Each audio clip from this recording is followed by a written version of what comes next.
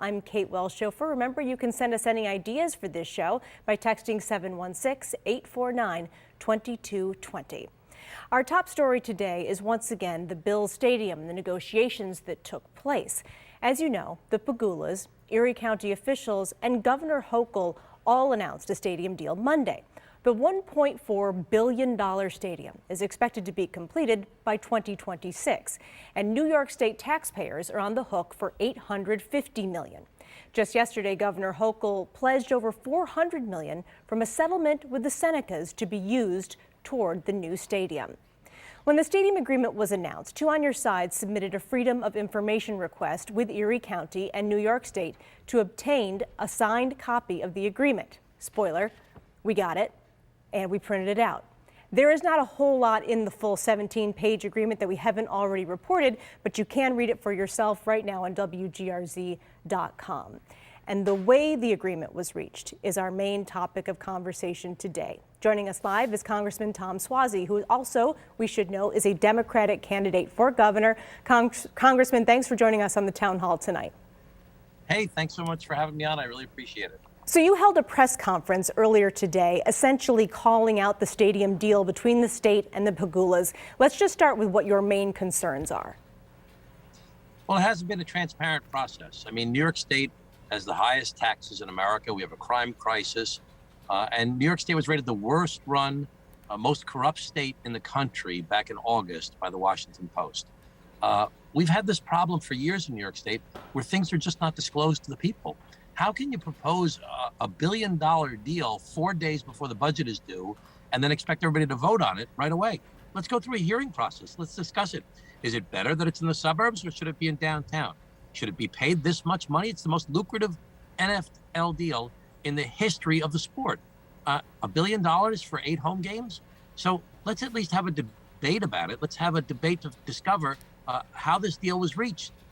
It's kind of unusual that the governor's husband is the general counsel to Delaware North. The secretary to the governor, the highest position after the governor, her husband is the lobbyist, the chief lobbyist for Delaware North. So I don't know if there's anything wrong here, but I think what should be discussed, it should be public hearings, and we should find out how this deal was reached and whether it makes sense or not for the taxpayers and the fans. Yeah, you talk about those legislative hearings looking into how this was all negotiated. What exactly do you think that those would uncover? And while the legislature hasn't approved the stadium deal yet, it is still expected to happen.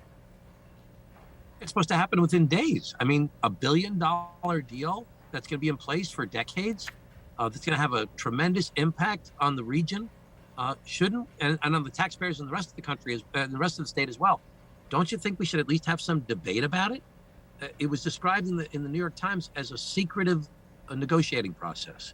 The idea that it's sprung 4 days before the budget is due is really a pattern and practice that this governor has been emphasizing. You know, she said she was going to be so transparent, so much more transparent than the previous governor, yet she hasn't released her schedule since October. She hasn't told us about her meetings with lobbyists. There have been 200 meetings with the executive chamber reported by lobbyists and no meetings reported by the executive chamber. When the lobbyists are more transparent than the elected officials are, you really know you're in trouble. She released her crime plan about 10 days ago. Again, she leaked it to the press and she won't discuss it publicly. So we need more transparency. There's a reason we have the highest taxes in America. There's a reason that we have the most net out-migration of any state in the United States of America during 2021. But there's a reason we have a crime crisis that's not being addressed. We need some transparency. We need some discussion. We need some debate. And I hope that this campaign for governor, and there's a Democratic primary on June 28th, that we'll have a competition. Who has the most experience to do this job? Who has the better ideas? Who's going to lift up more people? Who's going to create more jobs and improve the economy? Who's going to lower taxes? Who's going to reduce crime? That's my platform. I'm a common sense Democrat with proven executive experience, trained as a CPA and attorney, a former mayor, county executive, and now a member of Congress.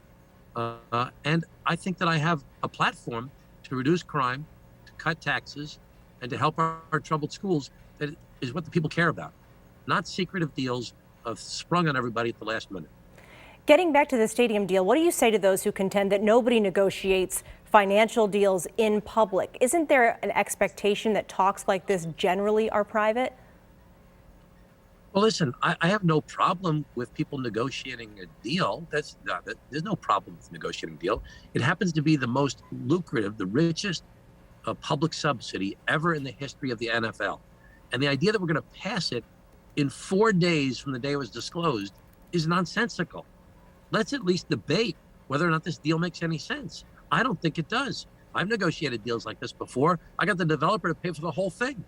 Why is this deal just a stadium deal? Why isn't there other development around the stadium where the developer could make more money and they could pay for the deal themselves? Why is it being done in the suburbs and not in downtown? I mean, let's have a debate. Let's have a discussion. Let's have an open process. You talk about needing a public process that protects taxpayers. So we would want to ask you, how specifically would you do things differently if you were elected governor and you found yourself in a similar situation? Well, I would definitely have a lot of experts from the outside who are schooled in the area of sports financing deals to participate in this.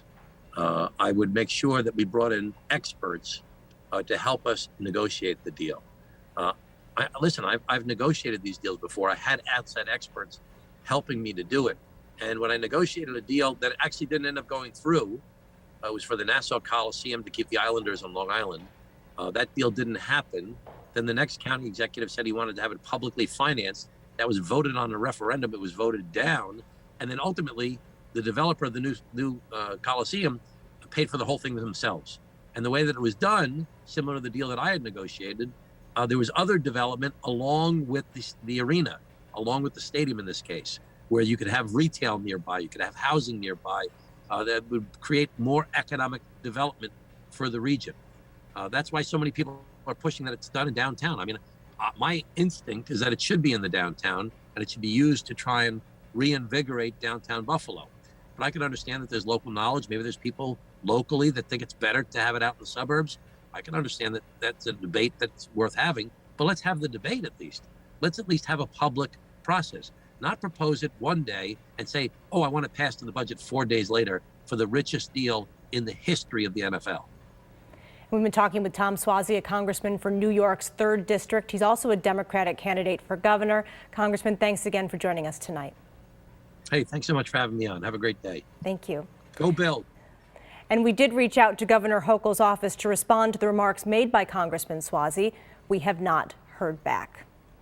Another stadium-related announcement is getting criticism from a state lawmaker. Assemblymember Ron Kim is calling on Governor Hochul to not use over $400 million that the state will be receiving after a resolved dispute with the Seneca Nation. Late Tuesday night, Governor Hochul announced she would be directing $418 million from the Senecas to the stadium construction.